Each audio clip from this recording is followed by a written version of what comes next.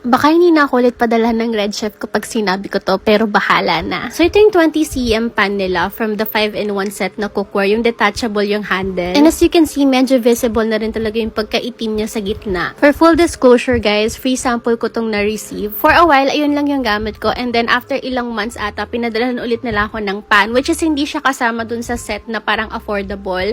Ito yung parang single lang talaga na pan, tapos may kasamang lid. I don't know if ako lang yung nakakapansin nito, pero parang magkaiba yung quality nila. Yung sa 5-in-1 set kasi guys, kailangan nyo talaga siyang ingatan na hindi nyo masunugan ng pagkain. I don't know ha, pero parang mas manipis yung coating nun or like yung material nun compared dito sa isang set lang talaga. Napansin ko to kasi sinabi to sa akin ng husband ko. Sabi niya parang mas maganda daw tong pan na to compared dun sa may detachable. Kalahating taon na to sa amin, tas ilang beses ko na rin to nalutuan ng tocino. Yun talagang malalagkit na, alam nyo yun, piniprito.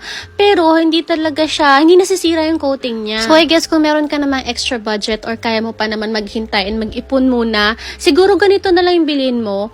Yes, medyo mas mahal siya, pero kasi mas maganda talaga yung quality ng ceramic nito. Actually, ang hirap i-explain, pero mararamdaman mo yun kapag gamit mo yung pan, kapag nagluluto ka. But anyway, sa mga Red Chef user dyan, napansin nyo rin ba to? Or ako lang?